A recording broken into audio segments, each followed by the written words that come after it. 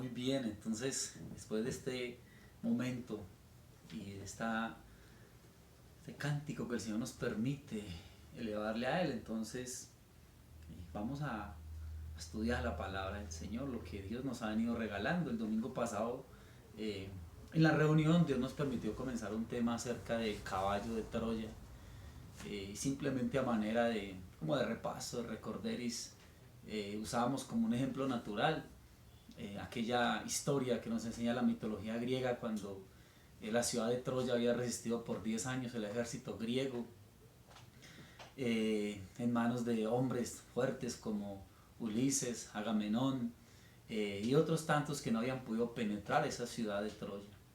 Ulises se da cuenta entonces que la manera de derrotar a Troya no podía ser de afuera hacia adentro, tenía que ser desde dentro mismo. El asunto era cómo penetrar la ciudad y atacarla desde dentro sin que ellos se dieran cuenta. Y se idea entonces este hombre Ulises un enorme, gigantesco caballo de madera que lo dejó a la puerta de la ciudad, eh, haciendo creer a los troyanos que era un presente de parte de los griegos en señal de que ellos aceptaban la derrota. Lo que no sabía la gente de Troya era que dentro de ese caballo estaban los mejores y más preparados soldados griegos, esperando el momento en el que abrieran las puertas de la ciudad de Troya y el caballo entrase allí y de esa manera entonces poder atacar a Troya desde dentro. Efectivamente, después de muchos días y con un poco de recelo, eh, la gente de Troya abrió las puertas de la ciudad amurallada y el caballo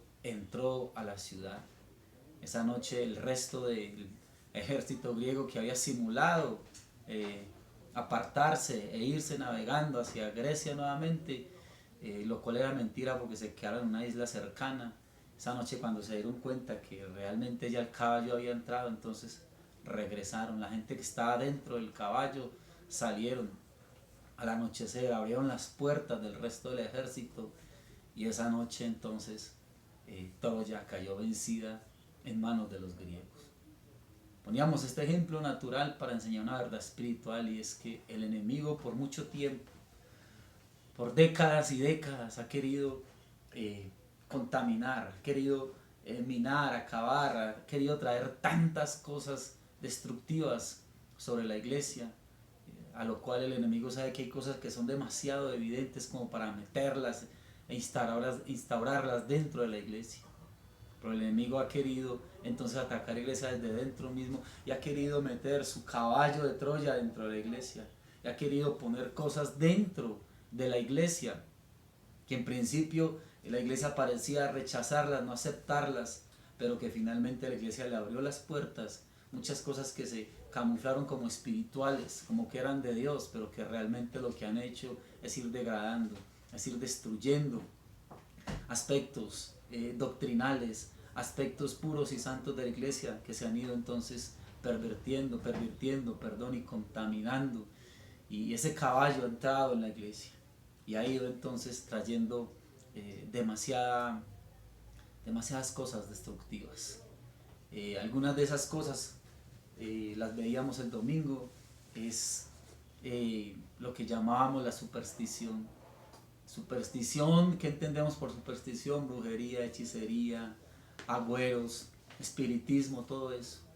Y podíamos estudiar como aspectos tan bonitos en las cosas santas, en las cosas sagradas, como son la oración, el dar, el congregarnos, tener la palabra. Muchas veces la hemos vuelto superstición y muchas veces las hemos manejado como quien maneja agüeros, como quien maneja situaciones, cosas que lo que hacen es atraer o apartar la suerte. Creemos que por orar entonces voy a traer cosas buenas, que si no oro entonces me van a venir cosas malas, que si quiero que me vaya bien entonces tengo que congregarme, que cuando no me congrego entonces me va a ir mal, y que si tengo la Biblia abierta en la casa entonces que eso entonces sencillamente va a hacer que las cosas vayan mejor, vayan diferentes. Bueno, una cantidad de cosas que se vuelven son superstición. No oramos, ni hacemos ninguna de estas cosas, ni damos, ni nos congregamos, ni tenemos la palabra de Dios para que atraiga cosas buenas. Todo esto el orar, el congregarnos, el buscar la palabra de Dios son cosas que debemos de hacer, porque nacen de un corazón comprometido, que ama a Dios, que se entregó a Dios, que anhela buscarlo, que anhela tenerlo, estar cada día más cerca de Él y conocer más y más profundamente el carácter y el corazón de nuestro Dios.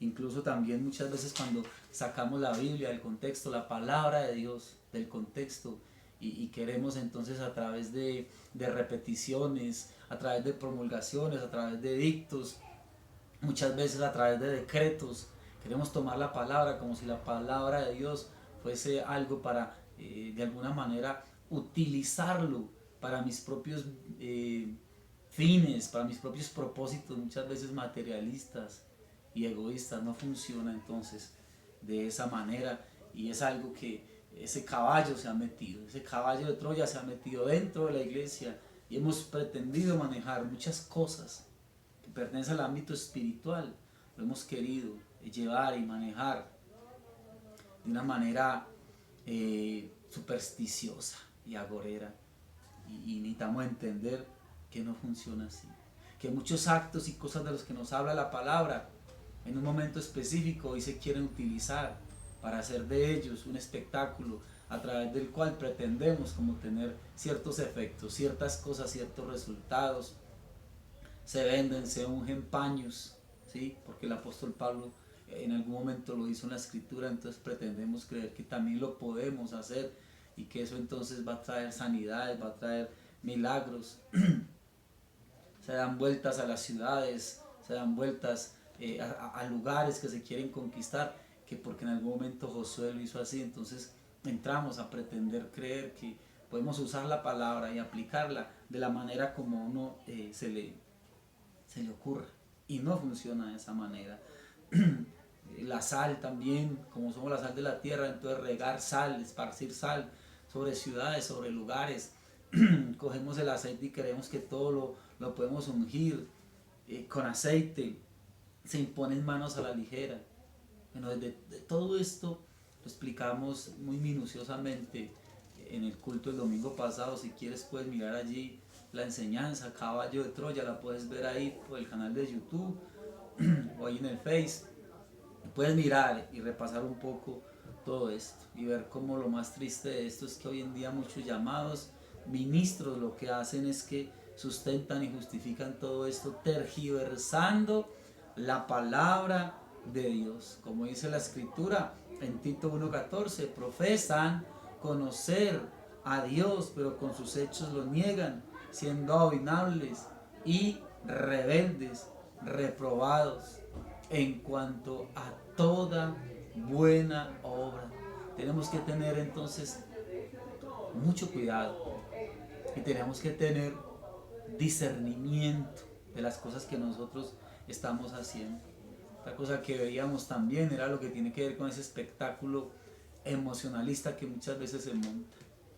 Una cantidad de escándalos, una cantidad de desórdenes que se dejan ver hoy en día y que son simplemente inventos humanos, maneras del hombre llamar la atención, maneras del hombre pretender hacer ver que porque hay mucho escándalo, mucho desorden, entonces que la presencia de Dios, que el Espíritu Santo se está moviendo, cuando en realidad no hay nada, absolutamente nada del Espíritu Santo. Veíamos Isaías 42 del 1 al 2, vean a mi siervo, a quien yo sostengo, mi elegido, en quien me deleito, en él he puesto mi espíritu, él mostrará lo que es justicia a las naciones del mundo, será apacible, no gritará ni reñirá en las calles. Entonces todo este asunto que se monta de una cantidad de deliberaciones que en realidad lo que hacen muchas veces a algunos los aterran, otros con tanto escándalo, con tanta situación que se ven esas liberaciones que más parecieran un exorcismo de una película, una cantidad de proselitismo propagandista para anunciar campañas de sanidades y milagros donde se invita a todo el mundo a recibir su milagro, a recibir su sanidad, donde comprometen a Dios que Dios los va a sanar a todos, que Dios va a hacer un milagro en cada uno. Todo esto que se ve sencillamente nos deja ver que también este otro caballo de Troya se ha metido dentro de la iglesia. Todo ese espectáculo, todo ese show que se monta y no tiene nada que ver realmente con aquello a lo que Dios ha llamado a la iglesia. Que las personas que se fundamentan su fe en Dios a través de los milagros rara vez se quedan, porque sencillamente, aunque la fe puede producir milagros, los milagros no siempre van a producir fe. La palabra de Dios nos deja ver infinidad de milagros, sanidades, aún resurrecciones que el Señor Jesucristo hizo. Y aún con todo y eso, la gente continuaba escéptica, la gente le criticaba, le señalaba, le decía que por Belcebú él hacía todas esas cosas. Y aún en un acto tan tremendo como fue la resurrección de Lázaro, en medio de una multitud de gente allí en Betania, lo que querían era matarlo. Esos milagros y todo eso no producían en la gente ese enamorarse y ese querer seguir y buscar a Jesús. La gente lo que quería era un milagro más, y por eso cuando Jesús hizo tantos milagros le decía a las personas: por favor, no se lo digan a nadie. Lo vemos en Mateo 9, 27 con los 2 ciegos. Lo vemos en el milagro que hizo en la hija de Jairo en Lucas 8, 49. En las bodas de Caná en Juan en el capítulo 2. En Marcos en el capítulo 1, versículo 40. Como esta gente recibía el milagro y el Señor les decía: no se lo digan a nadie. Porque Él sabía que todo ese fervor y todo ese emocionalismo, la gente simplemente iba a acudir por un milagrero más, a que le hicieran un milagro, pero realmente cuando Jesús no les hacía el milagro, la gente ya no quería seguirle. Entonces, digamos que el centro en el ministerio de Jesús no fue la sanidad del cuerpo, sino la sanidad del alma, que las personas entendieran realmente cuál era su condición. Entonces todo ese espectáculo también, vuelvo y te repito, otro caballo que se ha metido allí. Y el último punto que veíamos era el de profetas y profetisas, que saben, muchos de ellos, no quiero generalizar, pero muchos de ellos lo que saben es preparar todo un ambiente supuestamente espiritual para empezar entonces a endulzar el oído de personas que lo único que quieren es saber qué les depara el futuro, como si estuvieran consultando un adivino, como si estuvieran consultando una premonición más en sus vidas. Personas que no quieren tener una vida de verdadera relación con Dios, una vida de verdadera comunión con Dios. Y entonces estos hombres y mujeres, muchos de ellos que se dicen ser profetas, lo que están haciendo es facilitando un camino en donde las personas lo único que requieren es que les digan: así te dice el Señor.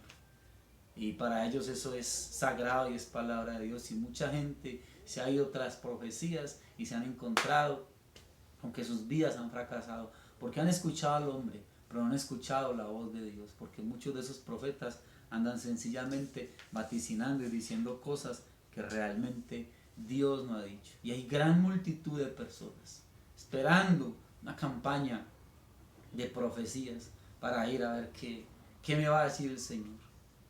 No saben que Dios quiere hablar profunda y directamente al corazón de cada uno de nosotros para revelarse y para darnos a conocer lo que Él quiere para nuestras vidas. La Escritura dice: te haré entender y te enseñaré el camino que debes andar. Sobre ti fijaré mis ojos. Y acerca de todas estas profetas y todas estas profecías que se mueven y que la gente va como ríos, como mares, detrás de todo esto, la Escritura dice en Lamentaciones capítulo 2 verso 14: tus profetas vieron para ti vanidad y locura, y no descubrieron tu pecado para impedir tu cautiverio, sino que te predicaron vanas profecías y extravíos. Porque la gente eso es lo que quiere escuchar: vanidades, extravíos. Pero cuando la gente se confronta con su condición, con su situación, con su pecado, con el camino que deben corregir, no quieren.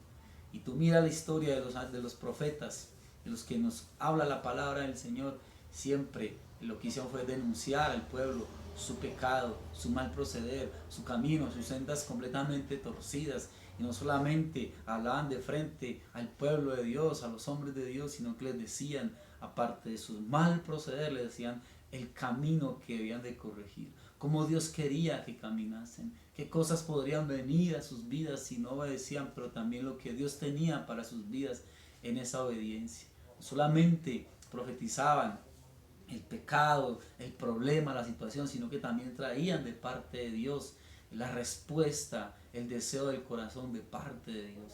Pero hoy en día la gran mayoría de profecías simplemente quieren llenar de vanidad y de ilusión el corazón de las personas, y es otro caballo que se ha metido también dentro del cuerpo de Cristo. Por no querer oír directamente a Dios, entonces se tiene todo, absolutamente todo esto, milagreros, gente promocionando y queriendo vender sanidades, todo este asunto de profecías y todo este asunto de todo este cantidad de manera supersticiosa de querer tomar la palabra de Dios y actos que están ahí en la palabra de Dios. Vamos a mirar dos aspectos más entonces para redondearse, que hay muchas cosas más, pero bueno, creo que con esto que Dios hasta ahora nos ha regalado, también nos da luz y nos ayuda a entender entonces si hay aspectos que corregir ahí, si hay aspectos en los que realmente tenemos que poner las cosas en las manos de Dios y corregir asuntos, y que no nos dejemos engañar, que no nos dejemos entonces contaminar, y que ese caballo que se ha metido dentro de la iglesia, poder nosotros tener discernimiento suficiente para decir, esto no es de Dios, esto lo ha metido el enemigo para destruir, para dañar, esto lo ha metido el enemigo con el único propósito de tergiversar y de engañar los corazones y de engañar las vidas, porque el enemigo sabe que la mejor manera es atacar desde dentro mismo y mostrar las cosas que no son espirituales como si fuesen espirituales. Un aspecto del que hablamos hace como creo como un mes o 20 días en la iglesia, fue el asunto de la iglesia, manejar la iglesia como una corporación, manejar la iglesia como una empresa, que es otro caballo que se ha metido también, otro caballo que el enemigo un día lo puso ahí, y la iglesia poco a poco le fue abriendo entonces las puertas, y ahora ese enorme caballo también está completamente ha invadido completamente la iglesia del Señor. Entonces, para muchos la iglesia es vista como un edificio, como un local. Para muchos la iglesia es vista como la cantidad de congregaciones que pueda haber en una ciudad. Mas lo que el Señor nos quiere llevar a nosotros a entender es que necesitamos madurar en ese pensamiento. Necesitamos entender que eso no es la iglesia. La palabra dice en primera de Corintios 11:29, nos exhorta, nos dice, porque el que come y bebe indignamente sin discernir el cuerpo de Cristo, juicio come y bebe para sí. Entonces la exhortación y el llamado es a entender y a discernir verdaderamente lo que es el cuerpo de Cristo, lo que es el cuerpo de Cristo. Y primera de Corintios capítulo 12 versículo 12 nos enseña entonces y nos hace una comparación allí bien especial y bien maravillosa de lo que es el cuerpo de Cristo. Dice, porque así como el cuerpo es uno y tiene muchos miembros, hablando de este cuerpo físico, Dios entra aquí a tomar de lo natural para enseñarnos lo espiritual. Porque así como el cuerpo es uno y tiene muchos miembros, pero todos los miembros del cuerpo, siendo muchos, son un solo cuerpo, así también Cristo. Porque por un solo espíritu fuimos todos bautizados en un cuerpo, sean judíos o sean griegos, sean esclavos o libres, y a todos se nos dio a beber un mismo espíritu. Además, el cuerpo no es un solo miembro, sino muchos. Si dijera el pie, porque no soy mano, no soy del cuerpo, por eso no será del cuerpo. Y si dijera la oreja, porque no soy ojo, no soy del cuerpo, por eso no será del cuerpo. Si todo el cuerpo fuera ojo, ¿dónde estaría el oído? Si todo fuese oído, ¿dónde estaría el olfato? Mas ahora Dios ha colocado los miembros, cada uno de ellos, en el cuerpo como Él quiso. Entonces mira aquí la manera tan especial como Dios hace una comparación, ¿sí? La iglesia es un cuerpo y no cualquier cuerpo. La iglesia es el cuerpo de Cristo y tú y yo somos miembros, así como este cuerpo tiene diferentes miembros, tiene diferentes partes y cada parte, cada miembro cumple una función, así también lo es la iglesia del Señor. Entonces Dios quiso asimilar su iglesia a un cuerpo que crece, que se desarrolla. Este cuerpo crece y se desarrolla de manera natural, pero la iglesia, el cuerpo de Cristo, crece y se desarrolla de manera espiritual. La mentira que ha metido el enemigo y el caballo que una vez puso ahí en la puerta y al que se le dio entrada es que la iglesia debe crecer de manera exponencial, como crece una empresa, como crece un multinivel, como crece un modelo piramidal, y así no es. Porque la iglesia crece es de manera espiritual, porque la iglesia no es una empresa, porque la iglesia no es un negocio, porque la iglesia no es un multinivel. No es así. No existe ni macro iglesia, ni micro iglesia, como si hablamos de macro empresas o de micro empresas. No. La escritura habla de iglesia. Tenga un miembro, tenga 5, tenga 20, tenga 1000, tenga 5000, los que tenga. Es iglesia. Es iglesia. Pero como se ha metido ese modelo corporativo, entonces por eso hablamos y metemos términos de macro, de micro iglesias, como si se tratara de ese modelo corporativo y empresarial que no tiene nada, absolutamente nada que ver con la iglesia, porque hoy te repito, la iglesia no crece de manera exponencial, ni piramidal, ni de multinivel. La iglesia crece es de manera espiritual, porque el crecimiento a su iglesia se lo da es el Señor. No viene a través de métodos humanos. El crecimiento de la iglesia no puede venir ni puede ser a través de este tipo de métodos empresariales que muchas veces y muchas iglesias han adoptado y han traído, queriendo espiritualizar las cosas y los modelos que se traen de afuera. Porque en una empresa lo importante es la posición. La posición es la que te define en una empresa. Y según la posición que tengas, entonces asimismo es el respeto que te da la gente, asimismo entonces es el lugar que vas ocupando, pero dentro de la iglesia no es por una posición.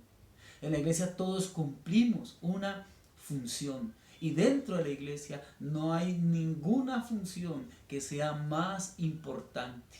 No hay un cargo dentro de la iglesia que sea más preciado y otro que sea menos preciado. No existe eso.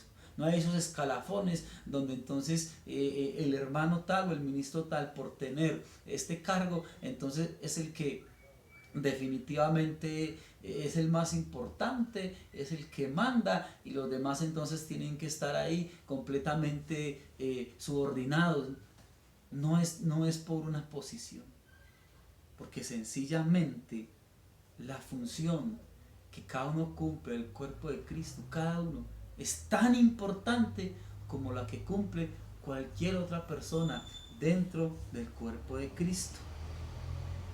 En una empresa las personas tienen sencillamente el trabajo, es ese medio, ese fin para lograr los propósitos que se tienen, los anhelos, los proyectos. Se logran y se buscan a través del trabajo. La iglesia no funciona así, porque yo no puedo ver la iglesia como que la iglesia es el medio para yo lograr entonces mis propósitos económicos y materiales. Al contrario, yo soy el medio para que la iglesia logre su fin. ¿Cuál es el fin de la iglesia? Establecer el reino de Dios, cumplir con la gran comisión, predicar el evangelio. Y yo soy el medio a través del cual el reino debe ser modelado. El reino debe ser visto por otros a través de mi vida. El evangelio debe ser predicado entonces a través de mi vida. En una empresa se lucha por escalar posiciones. Y el cargo que tienes hoy en tu empresa siempre estás aspirando a un mejor cargo. Estudias, te preparas una cantidad de cosas, te entrenan para ir escalando y no está mal. Pero dentro de la iglesia, tú no estás luchando, tú no estás compitiendo para llegar a otro cargo ministerial, porque es que este ministerio no es tan importante. En cambio yo quiero llegar al otro ministerio que sí, y tengo que luchar, y tengo que escalar, y tengo que mirar entonces cuál es mi próximo objetivo y a quién voy a desbancar para yo poder lograr ocupar y tener entonces ese cargo, esa posición, ese ministerio. No funciona así dentro de la iglesia, no funciona. Pero tristemente, como se ha metido ese caballo dentro de la iglesia, dentro de las congregaciones, entonces se ve muchas veces dentro de los ministros, dentro de muchas personas que sirven, se ve competencia y aspiran y miran cómo quitar al otro de ese cargo ministerial para ocuparlo otra persona.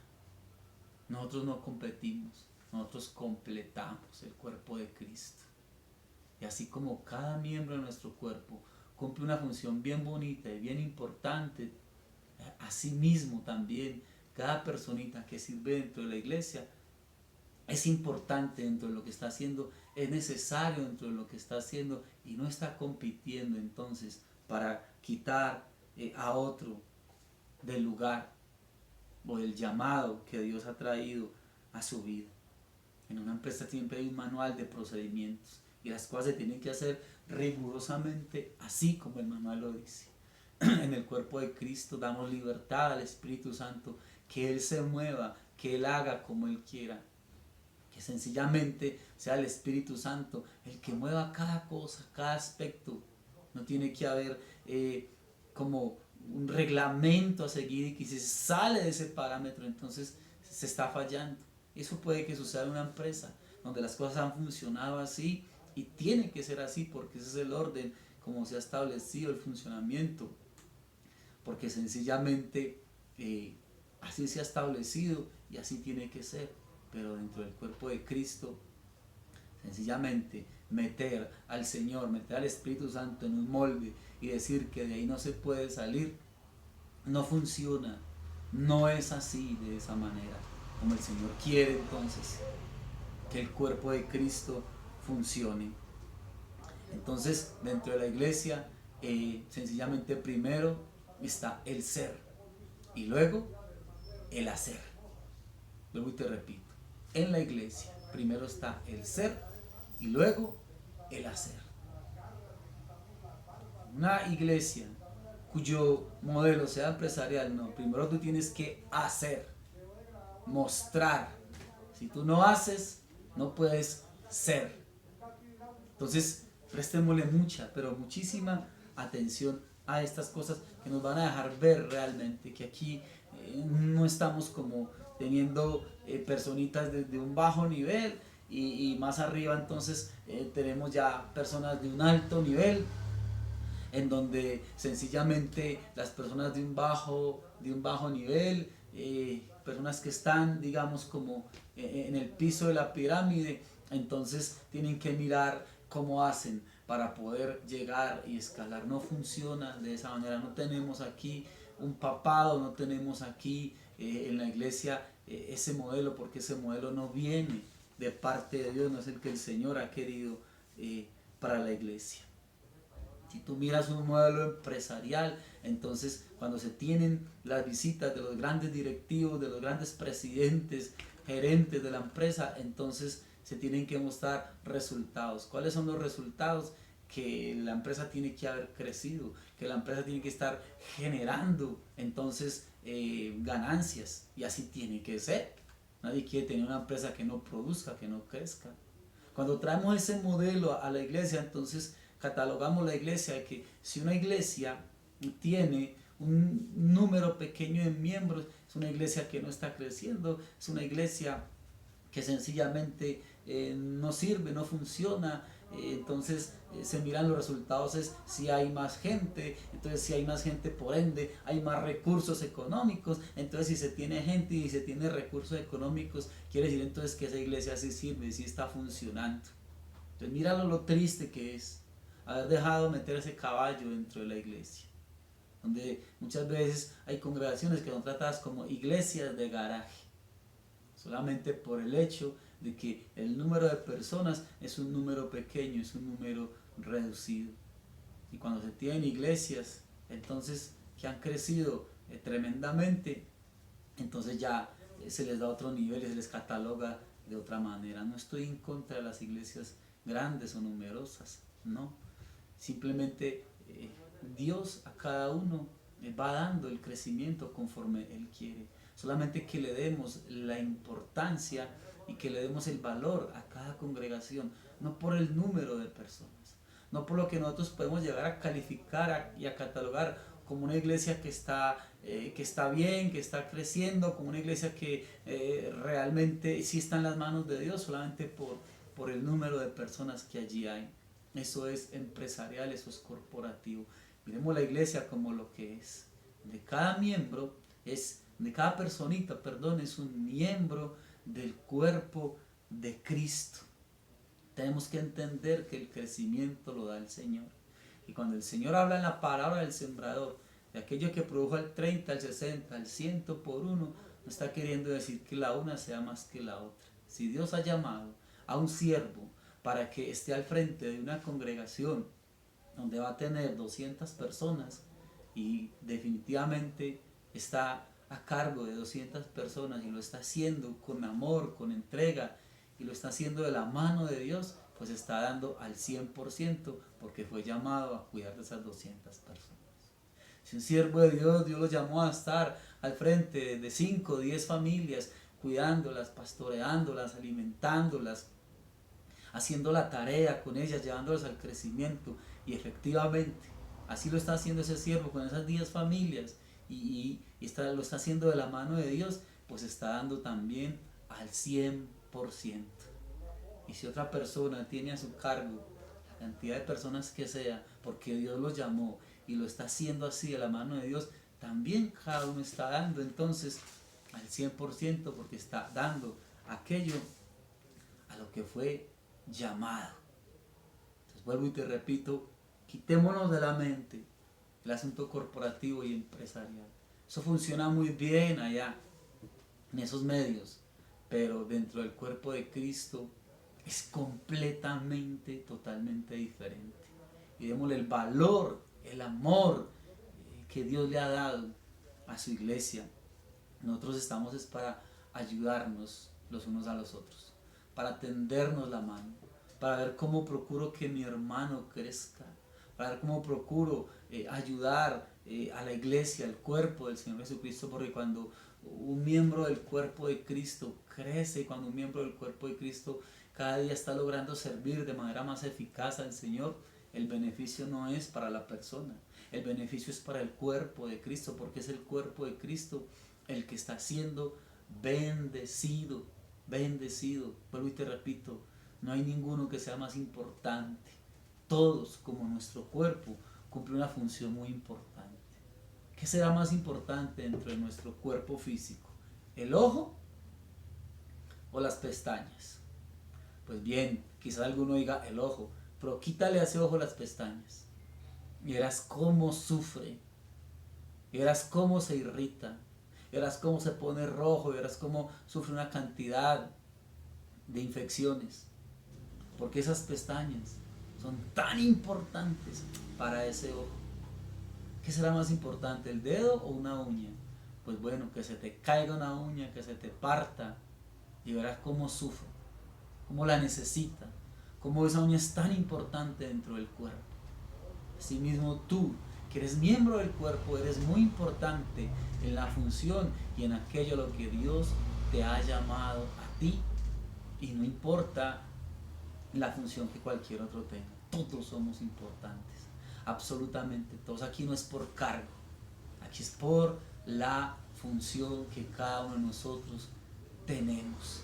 Entonces, que podamos discernir esto y que podamos darnos cuenta cómo el enemigo metió ese caballo en la iglesia y cómo muchos se han dejado permear y se han dejado contaminar por ese pensamiento corporativo y empresarial, y han estado y han comenzado a ver la iglesia de esa manera y por eso muchos se han frustrado, muchos se han equivocado, y por eso muchos están manejando la iglesia como un negocio. Y dijo Spurgeon en algún momento, si maneja la iglesia como un negocio, entonces no te extrañe cuando sus feligreses entonces te traten como un cliente y se vayan a comprar a otro lado. Otro caballo que se ha metido dentro de la iglesia, así bien tremendo también, es cuando queremos politizar lo cristiano o cristianizar lo político. El aspecto político dentro de la iglesia del Señor. La iglesia no ha sido llamada a ser un proselitismo político. La iglesia no ha sido llamada a establecer el reino de los hombres, porque el reino de nosotros no está aquí, el reino de nosotros está allá. Y ahorita que empieza todo este movimiento de elecciones, todo este movimiento político, tú y yo vamos a poder ver cómo muchos de estos políticos buscan las iglesias cristianas. No porque quieran la iglesia, no porque deseen convertirse al Señor, sino porque ven dentro de la iglesia la posibilidad de conseguir votos. Porque la gran mayoría de ellos lo que hacen es ver a cada persona como un voto para ellos. Y tú vas a ver cantidades de políticos haciendo lo que mejor saben hacer, acomodándose a cada situación, pretendiendo hacerle creer a la gente que sí, que se han entregado a Dios, haciendo oraciones de entrega, levantando las manos, porque sencillamente van es detrás de sus propósitos egoístas y personales. Y el desconocimiento y la ignorancia de muchos los lleva a creer que esa persona que está ya levantando las manos y diciendo te entrego mi vida y mi corazón y te acepto como mi Señor y mi Salvador, entonces que esa persona es el candidato. Créeme que esto es una época donde las personas, si es posible, le venden su alma al diablo y no les interesa qué hacer, qué decir, qué prometer. Simplemente lo que les interesa es ir detrás de sus votos. Y la iglesia, tristemente, un día ese caballo se lo pusieron ahí y la iglesia dejó entrar la política. Y muchos púlpitos en época electoral se vuelven sencillamente lugares o púlpitos de proselitismo político, y no es para eso el púlpito. El púlpito tiene que ser un lugar sagrado, utilizado únicamente para predicar y hablar la palabra de Dios, para dar a conocer a Cristo. Entonces, aprobar leyes que hagan respetar la moral puede ser necesario, pero eso no va a resolver el problema del ser humano. La escritura dice: en esto conocerán que sois mis discípulos. ¿En qué? Cuando seamos mayoría en el Congreso, no. En esto conocerán que sois mis discípulos. Cuando tengas presidentes cristianos en todo el mundo, no. En esto conocerán que sois mis discípulos. Cuando tengan partidos políticos con gran poder ejerciendo y promulgando leyes, no. Simplemente él dice: en el amor los unos por los otros. El reino de Dios, y en su reino, en el reino de Dios, sus seguidores, tenemos que vivir en medio de enemigos. Así ha sido y así será siempre. Como la levadura dentro de la masa. ¿Cuánta levadura necesitas para leudar la masa? Solo un poquitico. Y así es el reino de los cielos. Es como esa levadura, nosotros somos esa levadura en medio de la masa, ¿sí?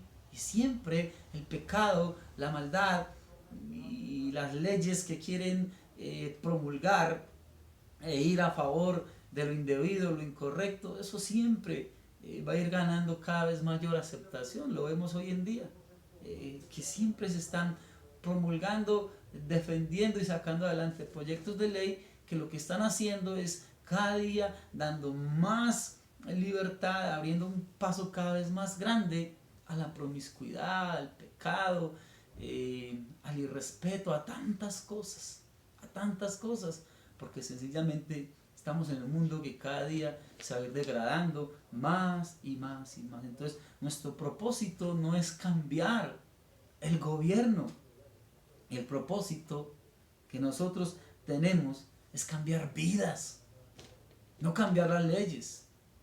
Eso no va a suceder, porque es una falacia discutir como cristianos. Entonces, ¿cuál es el candidato de Dios para que ocupe la presidencia? ¿Cuál es el candidato de Dios para que llegue al Senado? Es una falacia, porque no funciona así, porque nuestra meta como creyentes no es cristianizar el gobierno. Nuestra meta como creyentes tiene que ser establecer el reino de Dios en un mundo que está cada vez más podrido, en un mundo que está cada vez más corrupto. Y esa podredumbre y esa corrupción va a ir creciendo, es lo que está escrito. Pues no pretendamos que vamos a cambiar eso. No pretendamos que vamos a ganar lugares y posiciones importantes dentro de la política y que es así como va a venir el avivamiento. No pretendamos hacerle creer a las personas lo que muchos proselitistas políticos vienen a decirnos cuando hay campañas. Y es que es a través de la política y a través de gobiernos cristianos como el mundo va a cambiar, como nuestro país va a cambiar. No va a suceder así. Miras un país como El Salvador, donde su presidente es un hombre que abiertamente confiesa su amor hacia Dios, su fe, presidente Bukele, y es un hombre que no teme hablar de su fe hacia Dios, y ha hecho cosas muy importantes, pero eso no ha hecho que el país sea avivado y que el país entonces esté todo el mundo aceptando al Señor Jesús, ¿no? Ha hecho cosas importantes, pero igual hay muchas cosas que han continuado igual o peor, porque es que el reino no está en esta tierra. El reino que Dios nos ha prometido está allá arriba, en el cielo. Entonces, cuando se lleva a la gente a creer que el reino está aquí y no que está allá, entonces eso lo que atrae es frustración a las personas. Nomás esta pandemia lo dejó ver. Personas que estaban pensando que el reino era aquí y que hicieron cantidades de edictos y cantidades de pactos y pactaron por su casa, por su empresa, por una cantidad de cosas. Vino la pandemia, se les llevó el dinero, todo quedó en nada y pretendieron que aquí iban a tener todo lo mejor. Y se desilusionaron y se desinflaron, porque es que tenemos que entender nosotros que el reino no está aquí, que lo que Dios nos ha prometido, ese reino está allá, está con Él. Yo sé que hay personas que se pueden preparar muy bien en ciencias políticas y que pueden tener un conocimiento acerca de la política y aún ser temerosos de Dios, ¿sí? Y la Biblia nos lo deja ver también. Elías se oponía al gobierno de Acab, pero Abdías administraba el mismo palacio de Acab. Vemos en la palabra como Amós y Oseas, en su momento, estos dos hombres se levantaron en contra del Estado, mientras que Isaías en su momento también era como un profeta en la corte. Uno ve hombres como Daniel. Daniel fue un funcionario de dos gobiernos paganos diferentes. Uno ve a un Nehemías que dirigió un destacamento del gobierno persa. Pero sabes, algo aquí que tenemos que tener en cuenta es que aunque hubo hombres de Dios, ¿sí?, que en su momento estaban unos sirviendo en esos estados políticos, ¿ya?, otros oponiéndose, lo que necesitamos tener claro en todo esto es que ninguno de ellos tenía puesta su mirada en un reino aquí en la tierra, aunque algunos de ellos servían a gobiernos políticos de su época. Ninguno de ellos tenía la mira puesta en un reino aquí en la tierra. Ellos sabían y tenían muy claro que su reino no era de esta tierra, que su reino era celestial. Entonces necesitamos pensar un poco en todas estas cosas, porque pensar que todo lo inmoral, que todo esas cosas inmorales, malas, perversas, tienen que ser ilegales, o pensar que todas esas cosas inmorales, malas y perversas, se tienen que levantar leyes y edictos que derroquen todo eso, pues eso es soñar con ideales que jamás, jamás van a ocurrir en esta tierra. Piensa nomás en esto. A ver, ¿qué gobierno va a legislar en contra de la envidia? ¿Qué gobierno va a legislar en contra del adulterio, en contra de la fornicación, en contra del odio? ¿Qué gobierno va a legislar en contra de la codicia, del orgullo, de la lascivia? Eso no va a ocurrir jamás. Si tú miras la ley de Dios, solamente 2 de los mandamientos de la ley de Dios vinieron a ser parte de las leyes, y es: no robarás, no matarás. Y aunque están ahí, con todo y eso, con un buen abogado y con una cantidad de cosas que si las logras que funcionen para bien tuyo, con todo eso muchos han salido librados, habiendo robado y habiendo matado. ¿Sí es? ¿Por qué? Porque, listo, se puede legislar en contra del odio, suponiendo, pero ¿quién puede obligar a otro a que ame? ¿Quién puede meter amor en un corazón? Se puede legislar en contra del adulterio, de la fornicación, pero ¿quién puede arrancar la lascivia de los corazones? Se puede legislar en contra del robo, pero ¿quién arranca entonces la codicia de los corazones? Es una locura. Eso no va a pasar jamás, jamás, jamás.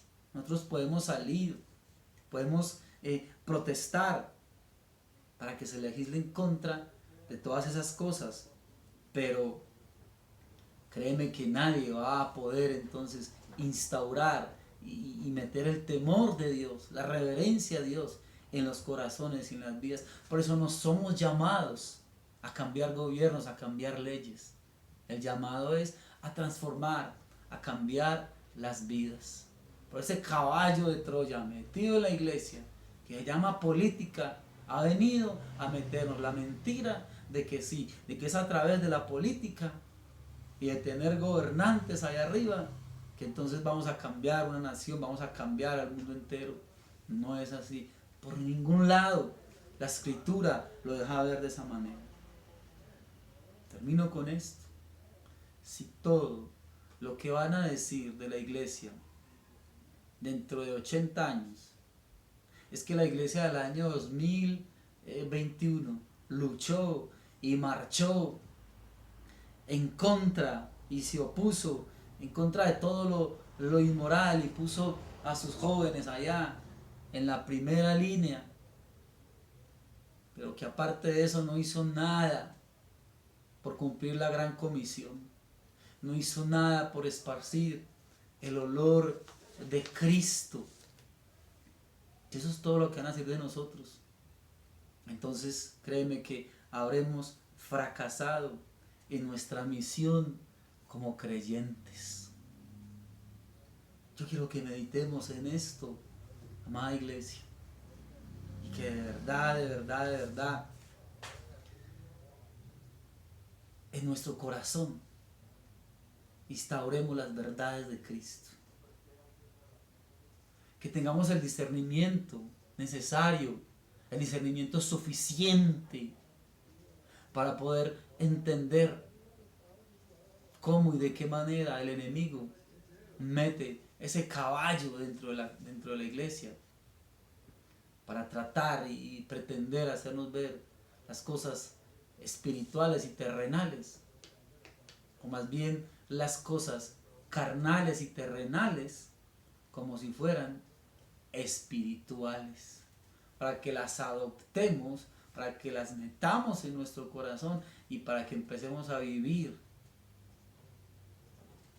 tras parámetros y cosas que no tienen nada que ver con la santidad, la verdad y la justicia del Señor. Yo quiero que oremos entonces en esta hora y que le demos gracias al Señor. Créeme, no es solamente esto de la política, lo empresarial, lo profético, no es solamente lo que tiene que ver con los espectáculos y lo que tiene que ver con el misticismo, son muchas cosas más, pero que necesitamos ir a Dios para que Dios nos dé discernimiento para poder ir viendo cuántas cosas más están metidas ahí religiosamente y necesitamos verlas con los ojos del Señor. Padre, te damos muchísimas gracias en esta hora, en el nombre de Jesús, y te glorificamos a ti, Padre eterno, y rogamos para que sean abiertos nuestros ojos espirituales y podamos ver tu verdad y podamos discernir cada mentira, cada engaño, cada cosa que el enemigo ha querido meter y dejarnos ver y pretender más bien dejarnos ver como que vienen de parte tuya cuando en realidad solamente ha sido obra y mentira del enemigo. Señor, pongo mi vida en tus manos, el llamado, el don, todo lo que tú has puesto en mi vida, para que con todas esas cosas que tú has puesto y las que tú quieres poner, podamos servirte, Señor, en espíritu y en verdad, como tú lo mereces, como tú lo demandas, Señor, en santidad y en obediencia delante de tu presencia. En el nombre de Jesús. Amén y amén. Bien, hermanos, espero entonces que meditemos en esto y que haya sido de edificación, de crecimiento para nuestras vidas. Nos vemos el próximo domingo a las 5 de la tarde. Recuerden que el próximo domingo va a ser nuestro último culto allá en el local que nos han prestado y que ya dentro de 15 días arrancaremos en el nuevo local que el Señor nos ha provisto. Bueno, a todos les va a estar llegando de la información, la dirección, todo, y sé que vamos a tener tiempos muy bonitos y especiales. Un abrazo para todos y mil bendiciones.